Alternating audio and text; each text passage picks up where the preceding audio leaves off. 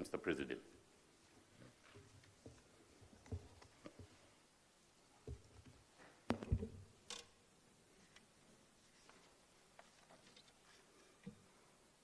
Your Excellency, President Samia Suluhu Hassan, the President of the United Republic of Tanzania, and your esteemed delegation, the Chief Executive Officer, Chairman,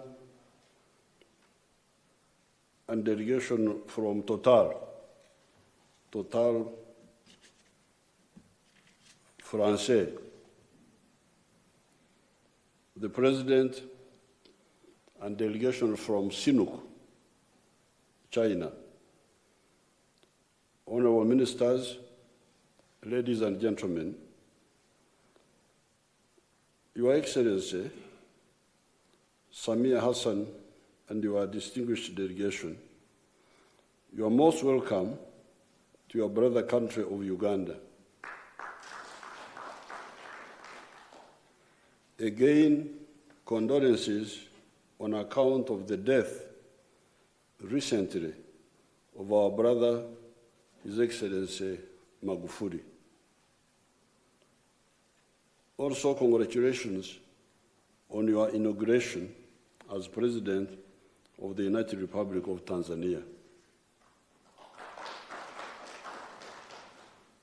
Thank you for responding to my invitation to join us and the Total Company of France and the Sinuk Company of China to sign the agreement of the East African pipeline from Hoima to Tanga. Your brother country of Uganda discovered petroleum and gas in 2006. It has taken these 15 years before the first oil on account of the divergent perceptions between us and the oil companies. Initially,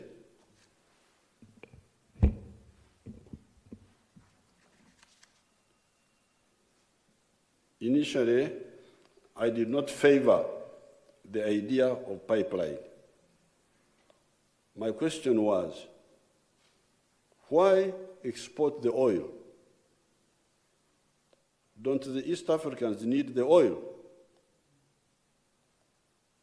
In this thinking, I preferred an oil refinery only, so that we use the extractable oil out of the 6.5 billion barrels confirmed in only 20% of the potential area in the Mwitanzige and Butumbi valleys, known as the Albertine Graben by foreigners, to satisfy the demand for the refined products for Uganda, northwestern Tanzania, western Kenya, Rwanda, Burundi, eastern Congo, South Sudan, and southwestern Ethiopia, with cheaper products on account of the lower transport costs. The demand in this zone is now 98,000 barrels per day. Uganda's demand is currently 39,000 barrels per day.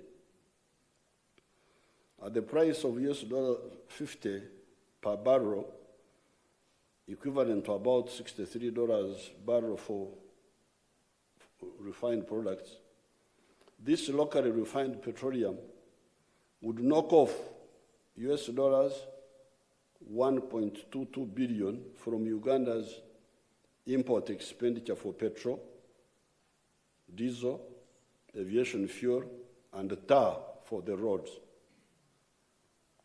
If you include the petroleum byproducts, such as plastics, the saving on the import bill will add another $400 million.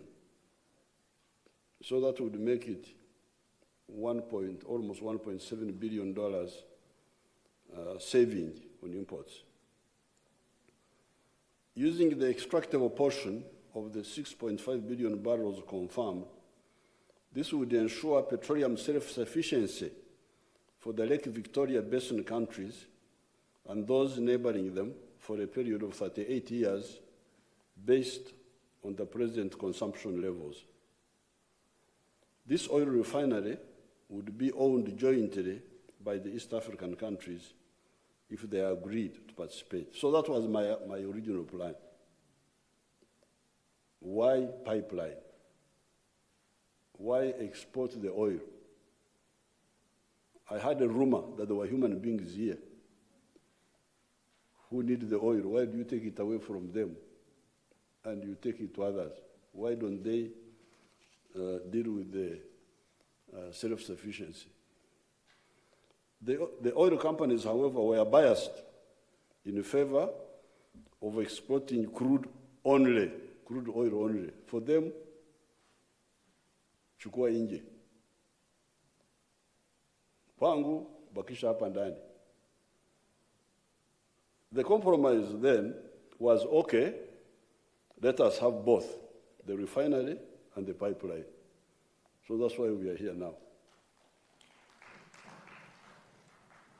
Most of this was when the Tanzanian route was not in the picture. We were still debating about Mombasa and Lamu of Kenya. When the Tanzanian route of Tanga became more viable, a new consideration entered my mind: the historical role of Tanzania in the liberation of Uganda in both 1978-79 and 1985-86. On these two occasions, Mwalimu Nyerere played a very important role. In the 1978-79 war, TPDF played the major role in removing Idi Amin from power.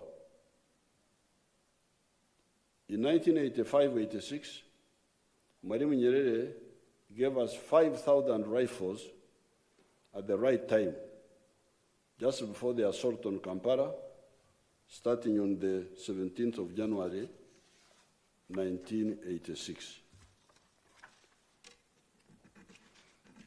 Kenya, of course, is a brother country, just like Tanzania. However, historically, there is this unique role of Tanzania.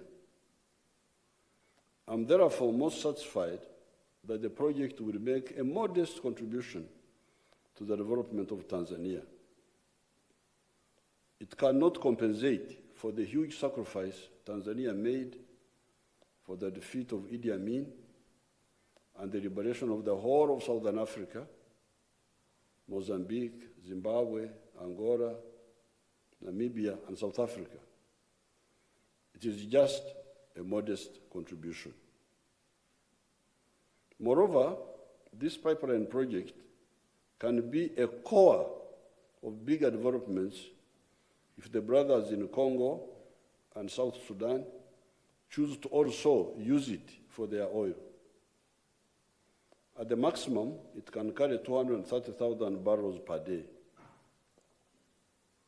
Besides, the same corridor can take a return gas pipeline supplying Tanzanian and Mozambican gas to Uganda and the Great Lakes region.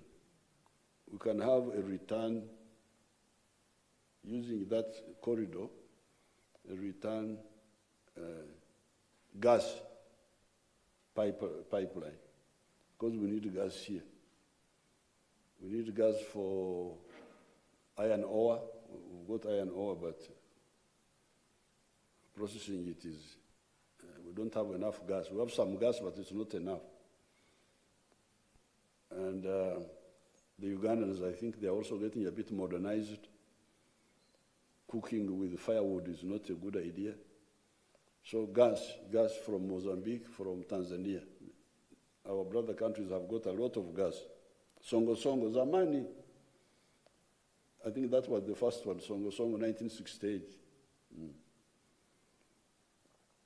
I salute the government of Tanzania for the tax concessions they made to keep the tariff paid by the owners of the oil to be limited to $12.77 per barrel. Recently, Uganda also made concessions regarding the land and export charges. This will in effect push the tariff to US $13.03 per barrel, just a small little bit up. The Lamu route was proposing US $15.8 per barrel as tariff.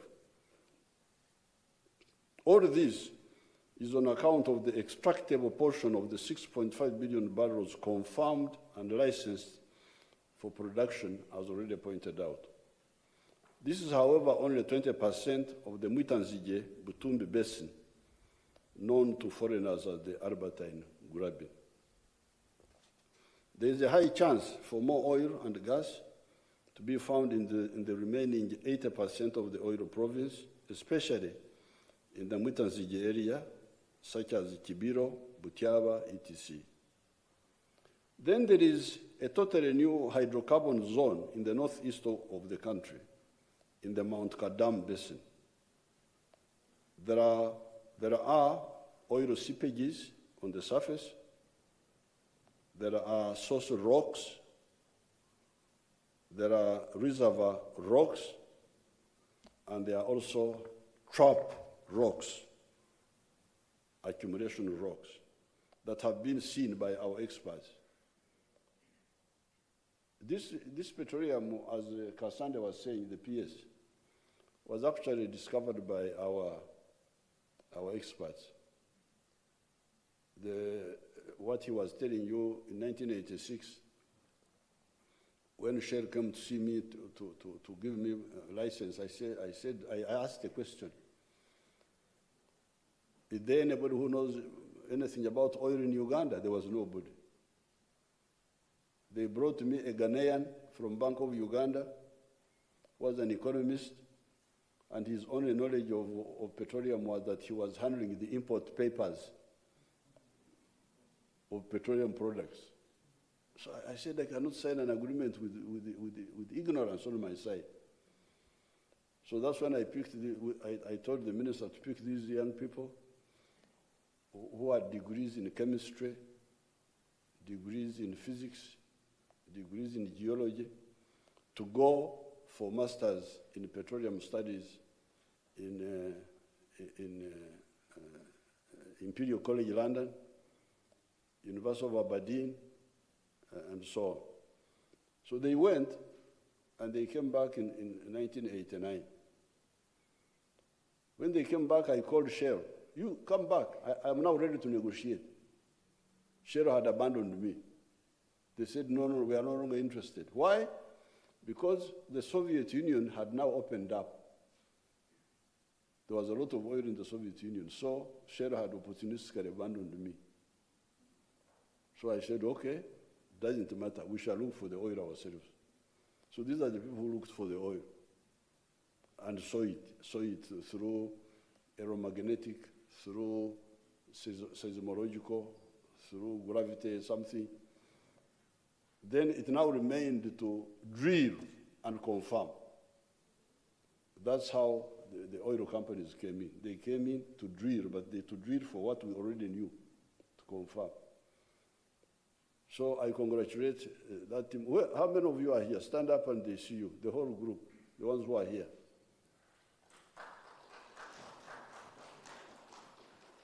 But you come here. Ija na group yao. Awa wana beserikro. Mwijahanu. Anybody useful? If you are not useful, don't come, please. Okay, stand up, all of you together now. And they capture you. These are just, how big is your group now? How big is your group? 220. Yes. These are degree holders. Degree holders.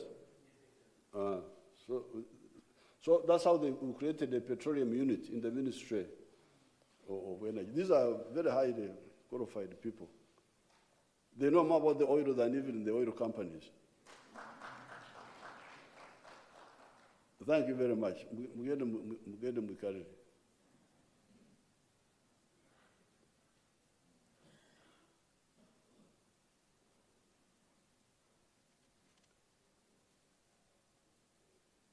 So there is that new province, the Karamoja zone. If the brother countries work together, there is then the oil in Congo and South Sudan. This pipeline could turn out to be a very important project that may serve the region, not only in the short term, but also in the medium, if not the long term. This project should, in addition to what we have said, serve to awaken all Africans that prosperity and strategic security are only possible if we use the Pan-Africanist approach that gives us a bigger market and rationalizes economic linkages. I cannot end these brief remarks without thanking Her Excellency Samia Hassan for indulging my sentimental request of conducting this signing ceremony on the 11th of April 2021. Munkumiro mungalo bonna. Engalo mbadde ki muli bakoddo.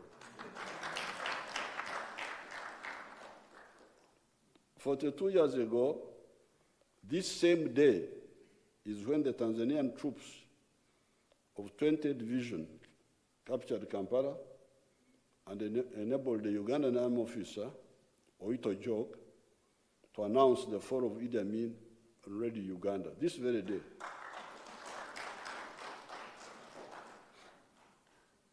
At that very moment, with my rapidly growing Fronosa troops operating with another TPDF division, the Task Force Division under Major General Cyrus Mayunga, I was on the Mbarara front. 20th Division was under General Musuguri. Musuguri, not Munguri. This one who wrote. The name is Musuguri. Today, therefore, is a triple victory for Tanzania and Uganda. Ushindi wa mara tatu. Number one, military. Kukumbuka. Number two, political, because military could not go without political cooperation with Mwalimu. And number three, now economic. Long live Tanzania, long live Uganda, long live President Hassan. Imekwenda wapi? Iko hapa. My last page had got this. I thank Your Excellency and your delegation for coming to this function. I also salute the people of Tanzania for agreeing to host the project. Mungu ebariki Uganda, ebariki Tanzania, ebariki Africa. Thank you very much.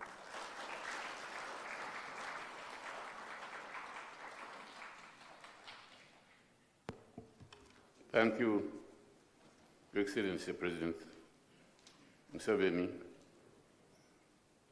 for both incisive and historical speech on this special occasion.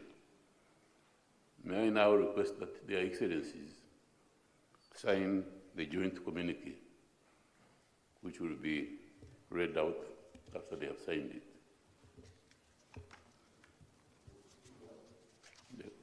They're there.